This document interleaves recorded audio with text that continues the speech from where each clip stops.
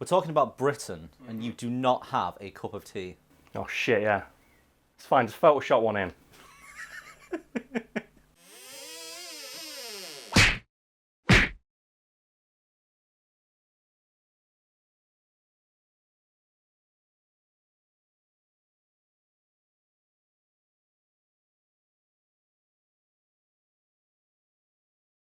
Over the last year or so on this channel, we've discussed people, both real and fictional, an animal, and even a pair of French robots who, through their actions and lazily extended middle fingers, pointed directly towards the world at large, have established that they do not give a fuck. Today is the turn of the people of World War II era Britain, specifically people caught during the Blitz. Before we continue, it's probably going to be a bit awkward for you to do through the entire video, isn't it? Yeah. So you know what? Let's put this virtual cup of tea just on this little table over here. There we go. Okay, let's continue with the video. So I'm going to hazard a guess that everybody watching will know what World War II is. Yeah, World War II, Electric Boogaloo is kind of cemented in the public knowledge at this point. Yeah. But then the Blitz, I think, is probably a little more obscure. Yeah, it's a distinctly British thing. So people don't know the Blitz was basically a targeted bombing campaign by the Germans against major British population centres. Despite the fact that people of Britain basically spent every single day facing the threat of being hit by a fucking bomb, most of them went about their day as if nothing of note had happened. So is this actually a well-documented phenomenon? Yeah, and I think perhaps the most famous image from the Blitz that specifically captures this attitude of the British people is this image of a milkman just casually going about his rounds while walking through a destroyed cityscape like Bruce Banner with a hangover.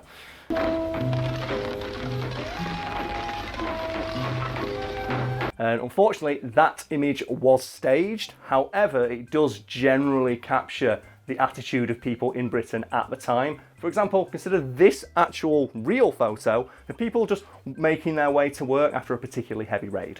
So people just went straight to work as if nothing had happened? Yeah, and they got there on time too, because a bombing raid is no excuse for being late. And it's actually reported that you could see after bombing raids just men in finely pressed suits sat outside destroyed office blocks at desks covered in rubble, doing paperwork that they would then hand to secretaries who'd file it in half-burnt out filing cabinets while drinking cups of tea and stuff. Not all the services run as they did yesterday, but London manages to get to work on time, one way or another. You'd walk down London Street and you'd see people just outside offices, they'd drag their desk out of the rubble and start doing work. People did not give a fuck. It's great. I love this, just the stoicism displayed by British people during that.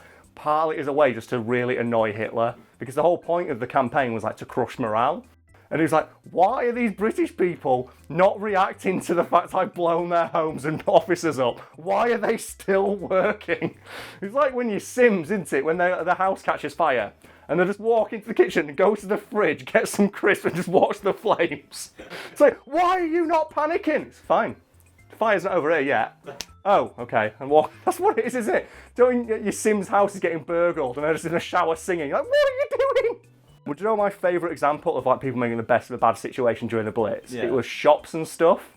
When they obviously got blown the fuck up, they still opened and still sold goods and wares to people. And what they used to do is they'd put a sign on their windows, or was left their windows, saying, we're still open, just a little bit more open than usual. The shops are open as usual. In fact, many of them are more open than usual. That sums it up, doesn't it? That sums up just British humour right there. Oh, my entire livelihood and business is burnt to the ground, but I've still got a few tins of peas to sell, money to be made. I should probably point out as well that in addition to most places of work and shops staying open, so did almost every single pub in Britain. You need a stiff drink after all those bombings, wouldn't you? Yeah, but here's the thing. Even though, beer was one of the few things during World War II that wasn't rationed, instances of public drunkenness actually went down. You'd think during, after a bombing raid, the number one thing you do is just go drown your sorrows and drink. No, people actually, stopped drinking and just worked harder. Blimey, you ate a rough house last night? Yes.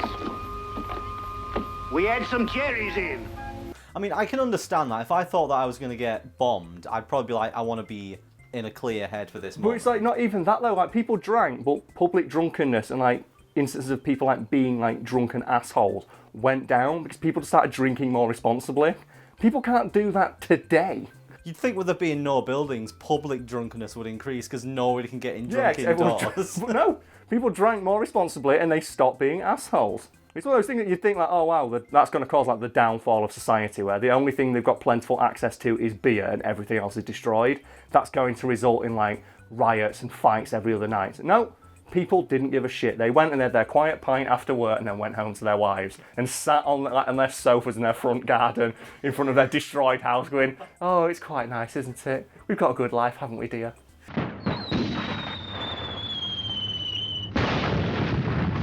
Old people do not give a fuck, do they?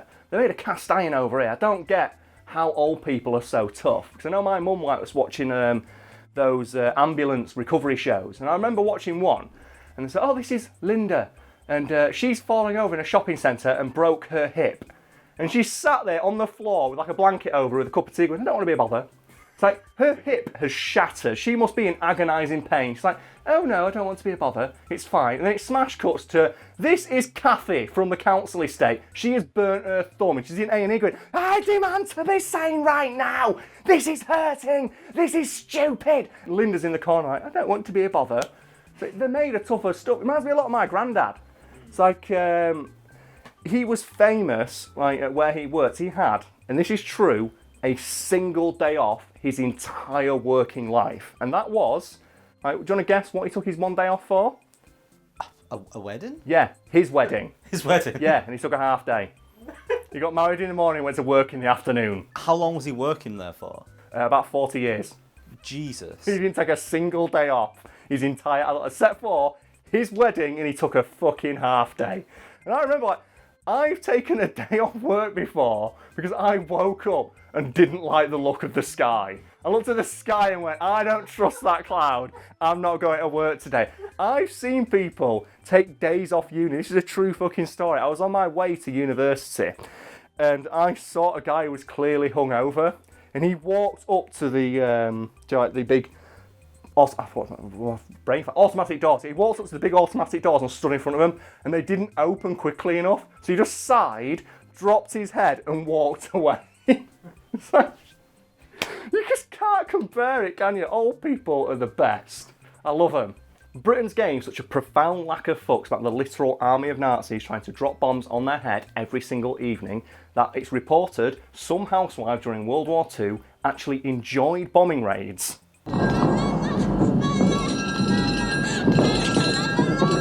How do you enjoy a bombing raid? Well, Housewives interview said, well, the bombing raid, it's scary, but it does give me a break from the housework and give me a chance to catch up with my neighbours. I'm not making that up, that's a real thing. Housewives during World War II said, it's like, the bombs are terrible, but it does give me a break from all the housework, which I can go back and the house might not be there. You think this is exaggerating in some way, but no, people had a right old knees up in those bomb shelters during bombing raids. They'd go in, they'd take games, they'd take cups of tea. Like, people would make cakes and stuff to share with their neighbours while they're in there, just as something to do and talk about while they're in there. And here's my favourite bit. The bombs dropped with such regularity that most Britons actually started referring to them like they were weather. And what a common phrase during World War II in London was, oh, the weather was a bit blitzy last night, wasn't it? It's like, yeah, a bit blitzy. Yeah, you mean like the Luftwaffe dropping just 14,000 high explosive bombs on London.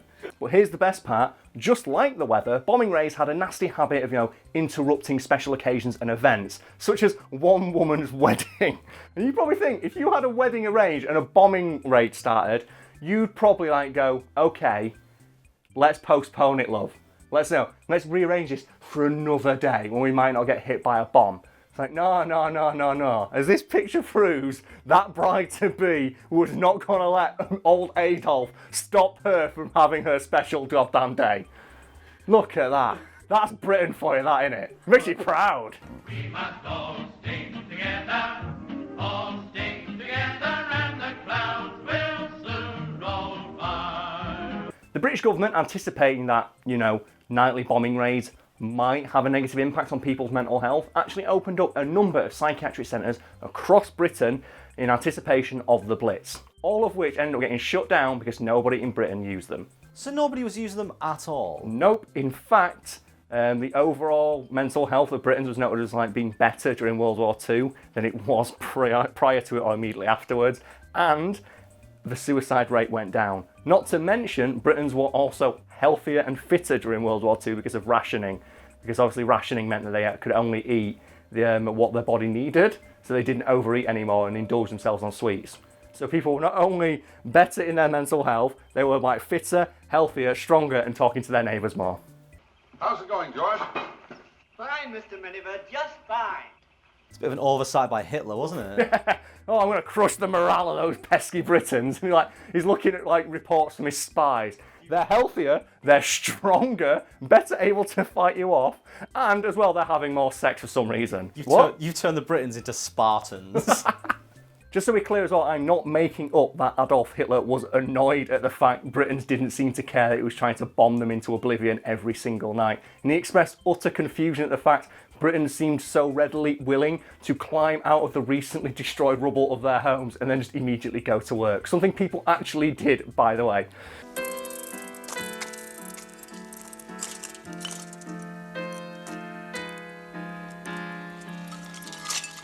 And I'm now thinking we probably could have ended the war 3 years earlier if everyone in Britain turned towards Germany and emptied their pockets of fucks at the exact same time and just crushed the Nazi war machine under 80 million metric tons of just distilled, condensed apathy. It's rare for British people to praise Britain. We are quite a self-depreciating lot, aren't we? Yeah, it is the bedrock of our entire sense of humour. There's got to be a time, though, when you felt proud to be British. Oh, there was. And it was when I was in Philadelphia and I went to the American Revolution Museum. Because obviously in the American Revolution Museum, you can't discuss the American Revolution without discussing the British. And I was going there with an American friend and I walked in and the first thing you see is a big old British flag. And I'm like, yeah! And I'm walking around, and obviously you go around in order and it takes you through the entire arc of the Revolutionary War, and I just went, the first thing you go into, it starts playing Hail Britannia at ear-splitting volume, and obviously I'm just there, every time I hear it, I stand up and just go, like an absolute jackass it plays like every 30 seconds or so, it was like there's a video in the corner, and no one's watching it, except me. I was enraptured by this, and every time, like throughout the entire museum, every now and again you just hear, Hail Britannia, it's like, yeah, salute that motherfucker, and Americans were getting so pissed off. And there was like a room where you could say, oh, dress up as an old, like, you know... A red coat? No, you can't dress up as a red coat. You can dress up as, like, you know, an American Revolutionary soldier. Yeah. And I went, you got any of those red coats? I went, no. Why not? I want to dress up like a red coat. And they were like, you know what? You're the first person who's ever asked to wear one. I went, why not? The bad guys always wear the coolest clothes. I imagine you weren't popular. Oh no, everyone was hating me. It was fucking glorious. I think there's a picture of me where there's a big British flag. There's a picture of me stood next to it like that. Just to be an asshole. People walking past me just tutting and shaking their head. And I think there was a bit where it's like, oh, go watch a reenactment we filmed of a war where like American soldiers just lost super hard. And I think 3 people survived. One was like a future president. And I walked in and she went, okay, so just amongst you, who do you think would survive? Like, I think this is how they introduce you to like, the survival rate. Because they went, who amongst you thinks they'd survive? And like a load of like big burly blokes put their hands up. She said, actually, none of you would, because the survival rate of this battle was like 92% casualties. Nobody survived. The British utterly decimated this battle. I'd have survived then. The best bit is the friend I was with who kept walking around going, wow, all this bloodshed could have been avoided if you just paid your taxes. Every single time.